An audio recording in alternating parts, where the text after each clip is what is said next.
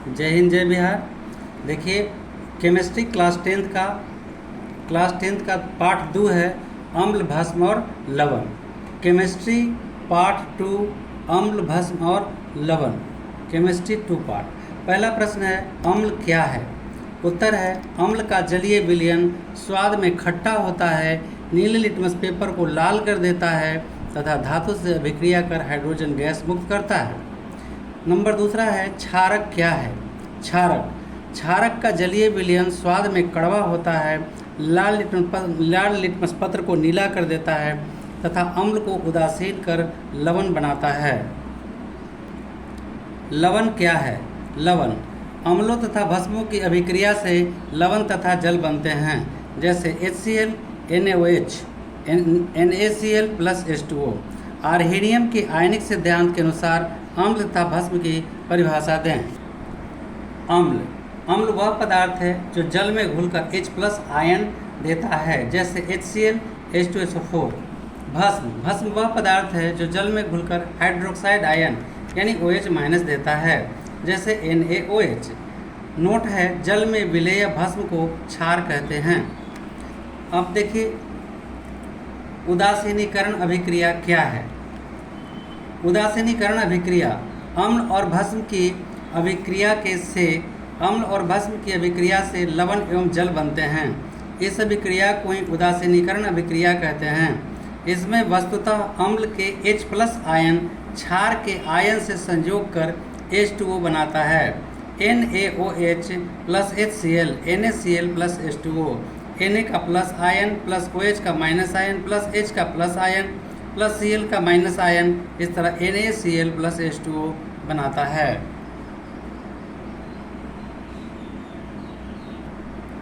सबल एवं दुर्बल अम्ल क्या है? सबल अम्ल या प्रबल अम्ल वे अम्ल जो जल में घुलकर लगभग पूर्णतः आयनित होकर hydrogen ion H plus ion प्रदान करते हैं, सबल अम्ल कहलाते हैं, जैसे HCl, H2SO4।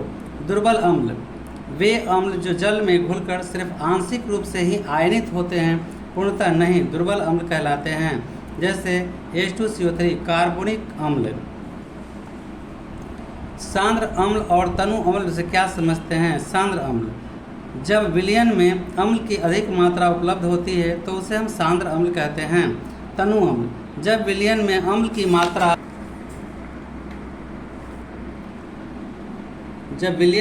की मात्रा अपेक्षाकृत कम होती है, उसे तनु अम्ल कहते हैं। अतः सांद्र अम्ल में जल की कम से कम होती है, जैसे HCl। विषैले तथा तीव्र नाशक संक्षारण अम्ल क्या है? विषैले अम्ल कुछ अम्ल विषैले होते हैं, कार्बोलिक अम्ल जैसे फिनॉल। कुछ अम्ल संक्षारक और हानिकारक होते हैं, जैसे सल्फ्यूरिक अम्ल, जिसका उपयोग मोटर गाड़ी में बैटरी अम्ल के रूप में किया जाता है। खाद एवं विस्फोटक बनाने में कौन सा अम्ल उपयोग किया जाता है? देखिए, खाद जो खेत में डालते हैं ना, वो खाद एवं विस्फोटक बनाने में कौन सा अम्ल उपयोग किया जाता है? नाइट्रिक अम्ल। प्रश्न संख्या 10, हमारे पेट में कौन सा अम्ल निकलता है? हाइड्रोक्लोरिक अम्ल मतलब HCl। हमारे पेट में अम्लीयता बढ़ जाने से क्या होता है तथा इसका निराकरण बताएं। हमारे पेट में हाइड्रोक्लोरिक अम्ल के स्राव होते रहता है। पेट में हाइड्रोक्लोरिक जो हमारे भोजन को पचाने में सहायक होता है। पेट में उत्पन्न होने वाले हाइड्रोक्लोरिक अम्ल की मात्रा सामान्य से अधिक होने पर पेट की अम्लीयता या गैस की शिकायत होती है। इसके उपचार हेतु प्रायः एंटासिड का उपयोग किया जाता है। एंटासिड मूलतः क्षारीय होते हैं, जैसे sodium bicarbonate NaHCO3, magnesium hydroxide. घर में अगर नींबू, सिरका तथा खाने का सोडा हो तो पेट की अम्लीयता को कम करने के लिए खाने का सोडा का विलयन ही असरदार होता है। ये देखिए, एंटासिड का मतलब होता है, कोई डोज होता है, वो एंटीडोज। जैसे सांप काटता है तो डोज देते हैं, हम डॉक्टर के पास जाते हैं तो डोज देता है, वो एंटी डोज देता है। एंटी माने उसको क्रॉस करने वाला, तो ये एंटासिड मतलब गैस को क्रॉस करने वाला। अगला प्रश्न है 12 में, इनो किस प्रकार बनाया जाता है? सोडियम बाइकार्बोनेट NaHCO3 में सिट्रिक अम्ल को मिश्रित कर इनो बनाया जाता है। सिट्रिक अम्ल प्रायः नींबू और संतरे के रस में पाया जाता है। तो सोडियम बाइकार्बोनेट जो खाने वाला सोडा होता है, अगर उसमें हम घर में नींबू उपलब्ध होता है, खाने वाला सोडा भी, अगर दोनों को मिला दें तो सोडियम बाइकार्बोनेट हमको प्राप्त हो जाएगा और इनो घर में बना सकते हैं आप आराम से। जब इनो बनाना हो तो खाने का सोडा बाजार से ले आइए, एगो नींबू ले आइए और काटिए, थोड़ा ग्लास में घोल करके और नींबू का रस गाड़ दीजिए। जैसे आप देखे होंगे तारक मेहता का उल्टा चश्मा में सभी दोस्त सोडा पीने जाते हैं, तो वही सोडा है जो ये खाने वाला NaHCO3 होता है। एंटासिड क्या है? एंटासिड हमारे पेट में उत्पन्न होने वाले हाइड्रोक्लोरिक अम्ल की मात्रा सामान्य से अधिक होने पर पेट में अम्लीयता या गैस की शिकायत होती है। इसके उपचार हेतु प्रायः एंटासिड का उपयोग किया जाता है, जो मूलतः क्षारीय होते हैं, जैसे सोडियम बाइकार्बोनेट NaHCO3 मतलब खाने का सोडा। प्रश्न संख्या 14, सिरका किसे कहते हैं? सिरका 6 से 8% एसिटिक अम्ल को सिरका कहते हैं। यह स्वाद में खट्टा होता है। सिरका अचार बनाने में रक्षक के रूप में उपयोग किया जाता है। सिरका एसिटिक अम्ल में पाया जाता है। अगला, सूचक क्या है? सूचक रंजक या रंजकों का मिश्रण होता है जिसका उपयोग अम्ल एवं क्षार की उपस्थिति में सूचित करने में होता है। लिटमस क्या है? लिटमस थैलोफाइटा वर्ग के लाइकेन पौधे से निकाला गया लाल बैंगनी रंग का उदासीन अर्क होता है। प्राकृतिक सूचक क्या है? आंसर, हल्दी, लाल पत्ता गोभी, अनेक फूलों की पंखुड़ियाँ प्राकृतिक सूचक हैं। सांश्लेषिक सूचक क्या है? सांश्लेषिक सूचक वैसे रंजक हैं जिनके अम्ल तथा क्षारक द्वारा रंग परिवर्तन होता है, जैसे मेथिल ऑरेंज। चालकता क्या है? चालकता अम्ल, क्षार एवं लवण के जलीय विलयन विद्युत धारा का संचालन करते हैं, अतः यह विद्युत के सुचालक होते हैं। इनके जलीय विलयन में उपस्थित आयन ही विलयन से होकर विद्युत धारा के संचालन के लिए उत्तरदायी हैं। अब गंधीय सूचक क्या है? वैसे पदार्थ जिनके गंध अम्लीय तथा क्षारीय माध्यम में बदल जाते हैं, गंधीय सूचक कहलाते हैं, जैसे प्याज, लवंग का तेल। यूनिवर्सल सूचक क्या है? यूनिवर्सल सूचक का उपयोग किसी विलयन के पीएच मान के निर्धारण में होता है। विभिन्न पीएच मान के निर्धारण यूनिवर्सल सूचक में विभिन्न रंग परिवर्तन दर्शाते हैं। अब पीएच मान क्या है? बहुत इंपॉर्टेंट है, ये VVI क्वेश्चन है।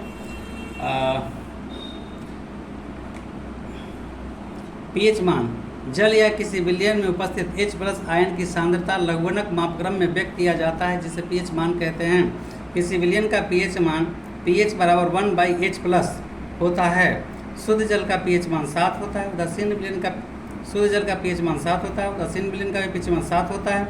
अम्लीय विलयन का पीएच मान 7 से कम होता है और क्षारीय विलयन का पीएच मान 7 से ज़्यादा होता है। जरा इसको बहुत ध्यान से याद करिए। उदासीन का तो 7 हो गया, अब उदासीन विलयन का 7 हो गया। इसके बाद कहता है कि अम्लीय विलयन A फॉर एसिड और B फॉर बेस। तो अम्लीय एसिड पहले आता है, A पहले आता है और B बाद में आता है। A माने एसिड, तब pH का मान 7 से कम और क्षारीय रहेगा, B रहेगा तो 7 से अधिक हो जाएगा। 23 नंबर, pH मान का निर्धारण करने वाले वैज्ञानिक का नाम क्या है? सोरेनसन 1909 ईस्वी में एक स्केल दिए थे। pH का मतलब pH में P का मतलब होता है पोटेंस अर्थात पावर, H का मतलब होता है हाइड्रोजन अर्थात pH का अर्थ हुआ हाइड्रोजन आयन की शक्ति जानना, और इसका मान 0 से 14 तक होता है। pH मान के महत्वों को लिखें। pH मान के महत्व निम्नलिखित हैं, ये VVI क्वेश्चन है। पाचन तंत्र में pH का महत्व। पाचन तंत्र में हमारे पेट में हाइड्रोक्लोरिक अम्ल बनते हैं जो हमारे भोजन को पचाने में सहायक होते हैं। इसका pH मान 1 के लगभग कायम रहता है। दूसरा, pH परिवर्तन दांतों पर प्रभाव डालता है। जब हम शर्करा युक्त भोजन करते हैं तब हमारे मुंह में मौजूद बैक्टीरिया द्वारा अपघटित होकर अम्ल बनाता है। जब मुंह का pH 5.5 से कम हो जाता है तब दांत का दंत बल्क क्षतिग्रस्त होने लगता है। थकान के समय शरीर के मांसपेशियों में अम्ल की उपस्थिति शारीरिक परिश्रम करने से लैक्टिक अम्ल बनता है जो हमारे शरीर की मांसपेशियों को करापन कर देता है। जैसे थकान के समय शरीर में मांसपेशियों में अम्ल की उपस्थिति शारीरिक परिश्रम को करने में लैक्टिक अम्ल बनाता है। अधिक शारीरिक परिश्रम करते हैं तो हमारे शरीर में लैक्टिक अम्ल बन जाता है जिससे जो हमारे शरीर में मांसपेशियां हैं वो कड़ापन ला देता है और दर्द ऐंठन महसूस होता है। अम्ल के प्रयोग से बर्तनों के धब्बों को दूर करते हैं। कॉपर के बर्तनों में भास्मिक कॉपर ऑक्साइड की परत जम जाते हैं। कॉपर के बर्तनों में भास्मिक ऑक्साइड की परत जम जाते हैं, जिससे जम जाने के कारण उनकी चमक बदरंग हो जाती है, जिसे नींबू के रस में उपस्थित सिट्रिक अम्ल द्वारा रगड़कर साफ कर दिया जाता है, जिससे बर्तन चमकने लगता है। अब मिट्टी में पीएच। मिट्टी का पीएच मान 7 के आसपास रहने पर ही पौधे की वृद्धि संतोषजनक रूप से होती है। कम और अधिक होने पर उसे खाद या उर्वरक द्वारा ठीक किया जाता है पीएच और जलीय जीव। जल का पीएच एक निश्चित सीमा के अंदर रहने पर ही उसमें वास करने वाले मछलियां तथा अन्य जीव जंतु सुरक्षित रहते हैं। प्रकृति द्वारा उदासीनीकरण की व्यवस्था। नेटल एक झाड़ी में उगने वाला पौधा होता है। इसके पत्तों में डसने वाले रोएं होते हैं, जिनके अचानक छू जाने से चमड़े में खुजली होती है। यह खुजली रोएं द्वारा मेथेनोइक अम्ल फार्मिक अम्ल के स्राव से होती है। इस खुजली के उपचार हेतु डॉग पौधे के पत्तों को खुजली वाले स्थान पर रगड़ा जाता है। डॉग पौधे नेटल पौधे के नज़दीक ही उगते हैं। डॉग पौधे के पत्ते रगड़ने से खुजली दूर हो जाती है, क्योंकि इसके रस में क्षार की उपस्थिति रहती है। जल में पीएच मान का क्या प्रभाव है? जल का पीएच एक निश्चित सीमा के अंदर रहने पर ही उसमें रहने वाले मछलियां तथा अन्य जीव जंतु सुरक्षित रहते हैं। अम्ल वर्षा या अन्य कारणों से जब नदियों तालाबों का पीएच बहुत कम हो जाता है तो जलीय जीवों का अस्तित्व खतरे में पड़ जाता है। अगला, नेटल पौधे की क्या विशेषता है, या नेटल पौधे या डॉग पौधे के बारे में बताइए। नेटल पौधे बिछुती या उड़कुस्सी। नेटल एक झाड़ी में उगने वाला पौधा होता है। इसके पत्तों में डसने वाले रोएं होते हैं, जिसके अचानक छू जाने से चमड़े में खुजली होती है। यह खुजली रोएं द्वारा मेथेनोइक अम्ल फार्मिक अम्ल के स्राव से होती है। इस खुजली के उपचार हेतु डॉग पौधे के पत्तों को खुजली वाले स्थान पर रगड़ा जाता है। डॉग पौधे नेटल पौधे के नज़दीक ही उगते हैं। अब अगला है, शारीरिक परिश्रम करने से कौन सा अम्ल निर्माण करता है, इसका शरीर पर क्या प्रभाव पड़ता है। शारीरिक परिश्रम करने से लैक्टिक अम्ल बनता है, जो हमारे शरीर की मांसपेशियों में दर्द, करापन तथा ऐंठन ला देती है। इस अवस्था में मांसपेशियों में ऑक्सीजन की मात्रा कम हो जाती है। अगला है, दंत बल कब क्षतिग्रस्त होने लगता है, उसे रोकने के उपाय बताएं। आंसर, जब मुंह का पीएच मान 5.5 से कम हो जाता है तब दांत का दंत बल क्षतिग्रस्त होने लगता है। हमारे मुंह का लार हल्का क्षारीय होने के कारण कुछ अंश तक अम्ल की उदासीनता बना देता है, किंतु शेष अम्ल अप्रभावित रह जाता है। इसलिए शेष अम्ल को नष्ट करने के लिए टूथपेस्ट का इस्तेमाल किया जाता है, जो क्षारीय है। नीम के दातून से क्षार होता है, इसलिए नीम के दातून से दांत की सफाई करनी चाहिए। हमारे क्वेश्चन है, हमारे पाचन तंत्र पर पीएच का क्या प्रभाव पड़ता है। हमारे पेट में हाइड्रोक्लोरिक अम्ल बनते रहते हैं, जो हमारे भोजन को पचाने में सहायक होता है। इसका पीएच मान 1.0 लगभग कायम रहता है। इससे पेट के कोई नुकसान नहीं होता, लेकिन अपच के कारण अम्ल की मात्रा बढ़ जाती है, जिसे ठीक करने के लिए एंटासिड का इस्तेमाल किया जाता है। और हम आपको बताएं कि घर में खाने वाला सोडा सोडियम बाइकार्बोनेट रहता है, वो सोडा में नींबू का रस निचोड़ करके और उससे पिला देने से भी ये गैस खत्म हो जाता है। अगला क्वेश्चन है, कॉपर तांबा के बर्तनों को साफ करने के लिए क्या करते हैं। कॉपर के बर्तनों पर भास्मिक ऑक्साइड के परत जम जाते हैं, जिसके कारण उनकी चमक बदरंग हो जाती है। नींबू में उपस्थित सिट्रिक अम्ल से बर्तन को साफ कर देने से पुनः चमका देते हैं। जल की क्वेश्चन है, जल की अनुपस्थिति में अम्ल का व्यवहार अम्लीय क्यों नहीं होता। जल की अनुपस्थिति में अम्ल का व्यवहार अम्लीय क्यों नहीं होता। जल की अनुपस्थिति में अम्ल आयनित होकर H+ आयन प्रदान नहीं कर सकते हैं, अतः ये अम्लीय गुण नहीं दर्शा सकते हैं। इनकी अम्लीय व्यवहार के लिए जल विलायक की उपस्थिति अनिवार्य है, क्योंकि इसे जलीय विलयन में ही आयनित होकर H+ आयन प्रदान करते हैं। क्वेश्चन, HCl हाइड्रोक्लोरिक अम्ल IHNO3 आदि के जलीय विलयन में अम्लीय गुण क्यों प्रदर्शित करते हैं। आर्हेनियम के अनुसार अम्ल जलीय विलयन में आयनित होकर H+ आयन देते हैं। चूँकि HCl HNO3 आदि जलीय विलयन में हाइड्रोजन आयन प्रदान करते हैं, अतः यह जलीय विलयन में अम्लीय गुण प्रदर्शित करते हैं। मनुष्य के उदर में स्राव होने वाले HCl अम्ल की कार्य पद्धति का वर्णन करें। आंसर, मनुष्य के उदर में हाइड्रोक्लोरिक अम्ल उत्पन्न करता है, जो अमाशय रस का एक घटक होता है। यह अमाशय को अम्लीय माध्यम प्रदान करता है, जिससे अमाशयी एंजाइम पेप्सिन सक्रिय होकर भोजन पचाने में सहायक होता है। क्षारक क्या है? क्षारक एवं क्षार में अंतर बताएं। क्षारक वे पदार्थ जिनका जलीय विलयन स्वाद में कड़वा होता है, जो लाल लिटमस पत्र को नीला कर दे तथा अम्ल से अभिक्रिया कर लवण बनाता है, क्षारक कहते हैं। क्षार वे क्षारक जो जल में विलेय हो, क्षार कहलाते हैं। वे क्षारक जो जल में विलेय हो, घुलने वाले हो, क्षार कहलाते हैं। अतः सभी क्षारक क्षार नहीं हो सकते हैं, क्योंकि सभी क्षारक जल में विलेय नहीं होते हैं। अम्ल वर्षा क्या है? ये बहुत इंपॉर्टेंट क्वेश्चन है। अम्ल वर्षा, एसिड रेन, वर्षा के जल का पीएच मान 5.6 से कम हो जाने पर उसे अम्ल वर्षा कहते हैं। ऐसा जल जब नदियों, झीलों एवं तालाबों के जल में प्रवाहित होता है तो उनका जल अम्लीय हो जाता है। जलीय जीवों को ऐसे जल में रहना काफ़ी कठिनाई होती है। अगला है दंत क्षय क्या है? मुंह में दांतों का इनेमल दंतवल कैल्शियम फास्फेट से बना होता है, जो शरीर का सबसे कठोर पदार्थ है, किंतु मुंह के पीएच का मान 5.5 से कम होने पर यह संक्षारित हो जाता है, जिसके कारण दांतों का क्षय प्रारंभ हो जाता है। क्षारीय मंजन का प्रयोग कर दंत क्षय को रोका जा सकता है। अगला क्वेश्चन है, बहुत इंपॉर्टेंट है। व्यंजक चूर्ण क्या है? इसका रासायनिक नाम, सूत्र, उपयोग बताएं। व्यंजक चूर्ण एक श्वेत चूर्ण है जिसमें क्लोरीन की गंध बराबर गंध निकलती रहती है। व्यंजक चूर्ण बनाने की विधि: शुष्क बुझे हुए चूने को 40 डिग्री सेंटीग्रेड तक सावधानीपूर्वक गर्म कर उसके ऊपर क्लोरीन गैस प्रवाहित करने पर व्यंजक चूर्ण प्राप्त होता है। शुष्क बुझे हुए चूने को 40 डिग्री सेंटीग्रेड तक तप्त कर उसके ऊपर क्लोरीन गैस प्रवाहित करने से व्यंजक चूर्ण प्राप्त होता है। CaOH2 plus Cl2 chlorine gas, ये बुझा हुआ चूना है। CaOH2 plus Cl2 chlorine gas है। जब इसको प्रवाहित करेंगे तो CaOCl into Cl plus H2O। इसका रासायनिक नाम कैल्शियम ऑक्सीक्लोराइड या चूर्ण का क्लोराइड है। इसका सूत्र CaOCl या CaOCl2 होता है। व्यंजक चूर्ण का उपयोग कीटाणुनाशक के रूप में करते हैं, कागज एवं कपड़ों के व्यंजन में करते हैं, पीने के जल को शुद्ध करने में करते हैं, क्लोरीन क्लोरोफॉर्म आदि बनाने में करते हैं। अगला प्रश्न है, ये भी इम्पोर्टेंट है। जिप्सम और पेरिस ऑफ प्लास्टर के सूत्र लिखें। जिप्सम लवण में पेरिस ऑफ प्लास्टर बनाने की विधि का वर्णन करें। तब पेरिस ऑफ प्लास्टर किस प्रकार प्राप्त किया जाता है या बनाया जाता है, इसका उपयोग लिखें। जिप्सम का CaSO4 2H2O, CaSO4 into 2H2O ये होता है। पेरिस ऑफ प्लास्टर का सूत्र CaSO4 whole 2 into H2O, CaSO4 whole 2 into H2O।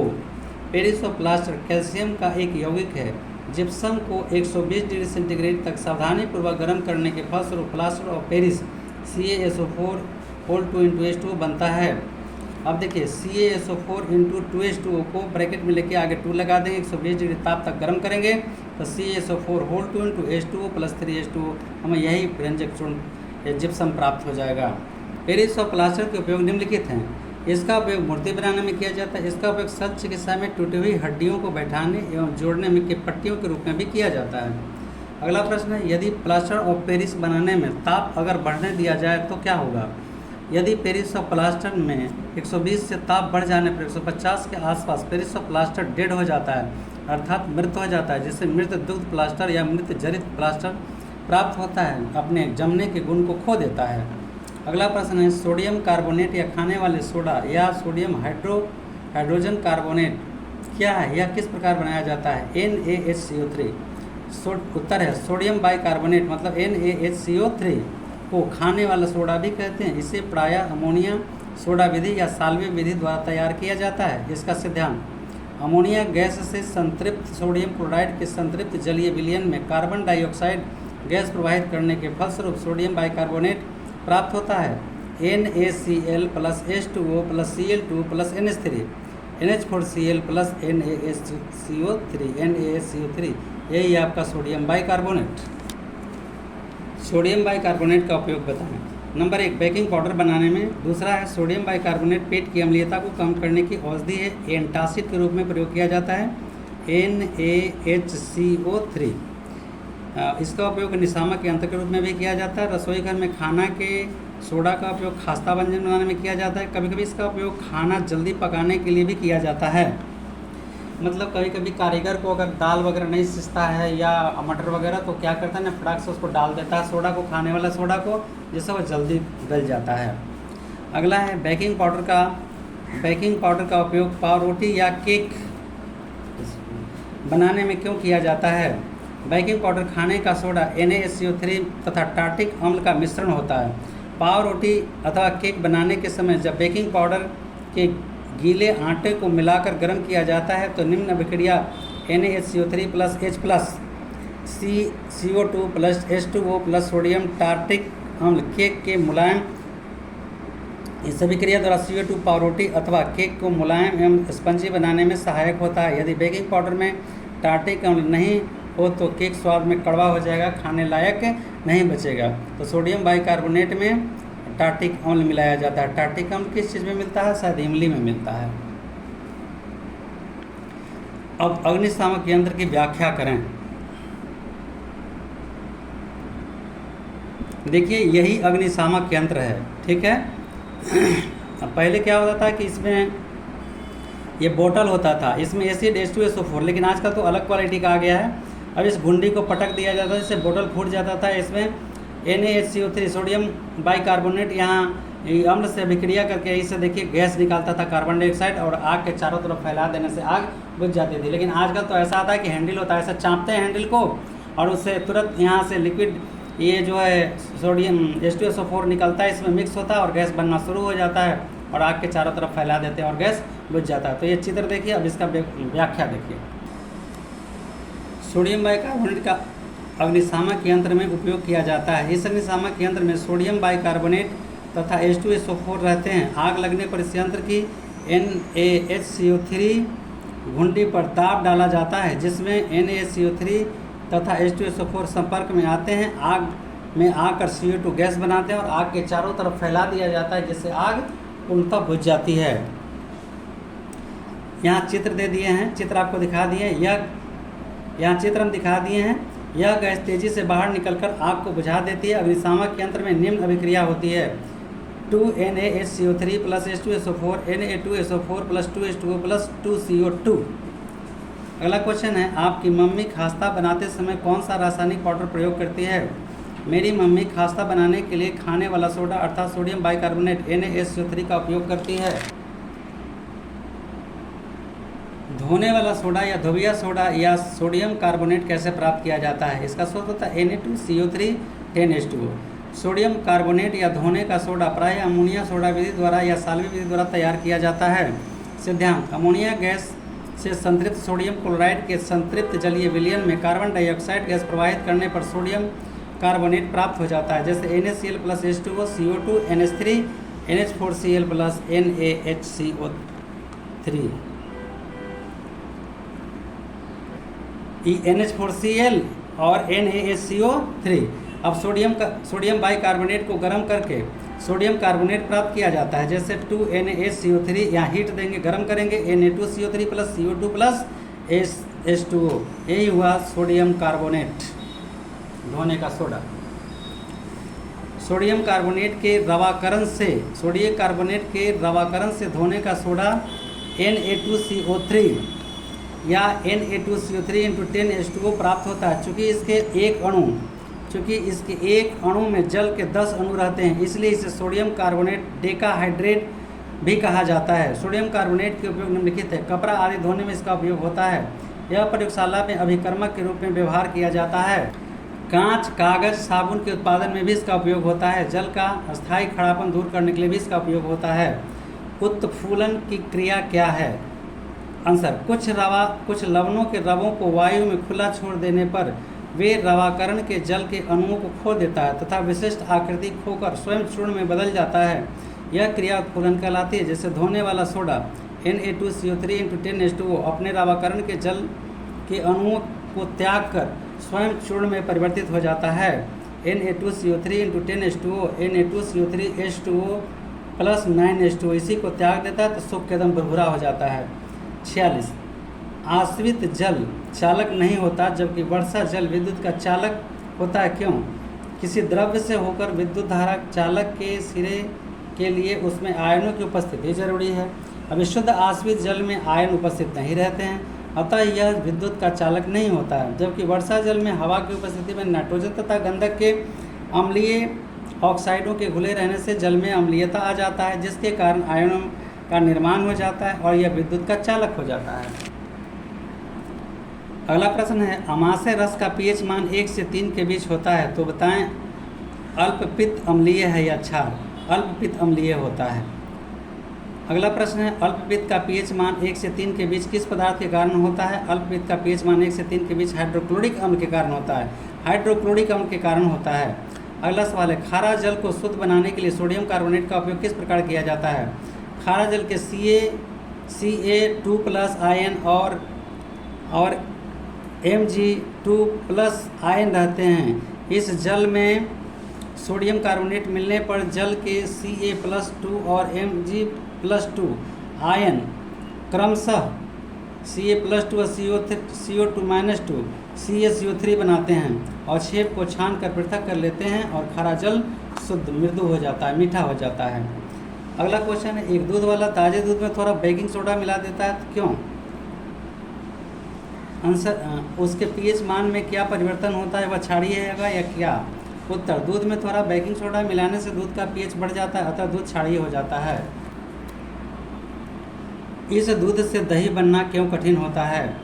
दूध से दही बनाने की क्रिया बैक्टीरिया द्वारा संपादित होती है एवं बैक्टीरिया थोड़ा अम्लीय पीएच मान पर ही अपना काम सही तरीके से कर पाते हैं। क्षारीय पीएच मान पर बैक्टीरिया का कार्य धीमा हो जाता है, अतः दूध से दही बनाना कठिन हो जाता है। पीएच स्केल क्या है? यह एक उदासीन विलयन का पीएच मान लिखें। किसी विलयन की अम्लीय क्षारीय शक्ति उसमें उपस्थित H+ आयन पर निर्भर करती है। किसी विलयन में H+ आयन सांद्रण के निर्धारण के लिए सोरेनसन ने 1919 ईस्वी में एक स्केल दिया, जिसे पीएच स्केल कहा जाता है। देखिए यहाँ 0 से शुरू हुआ है, ऐसे अम्ल देते चला गया है। ये उदासीन विलयन का पीएच मान 7 होता है। अगर Na आइएगा तो A फॉर एसिड, Na अम्लीय मिलेगा 7 से नीचे। I होता B फॉर बेस, अब इधर आएंगे तो क्षारीय मिलेगा। तो ये मान एसिड, एसिड पहले और बाद में अम्लीय क्षारीय मिलेगा। देखिए बढ़ाया हुई अम्लीयता बढ़ती है, इधर में जैसे जाएंगे वो अम्लीयता बढ़ती जाएगी, इधर में जाएंगे तो घटती जाएगी, बढ़ती जाएगी। ये पीएच मान सब दिया हुआ है, 10 के पावर 10, 6 के पावर क्या क्या ऐसे करके। इसी उदासीन विलयन का पीएच मान 7 होता है। अम्ल एवं क्षार में अंतर। अम्ल का जलीय विलयन स्वाद में खट्टा होता है, क्षार का जलीय विलयन स्वाद में कड़वा होता है। अम्ल का जलीय विलयन नीले लिटमस पत्र को लाल कर देता है, क्षार का जलीय विलयन लाल लिटमस पत्र को नीला कर देता है। अगला प्रश्न, धोबिया सोडा या बेकिंग सोडा में अंतर बताएं। धोबिया सोडा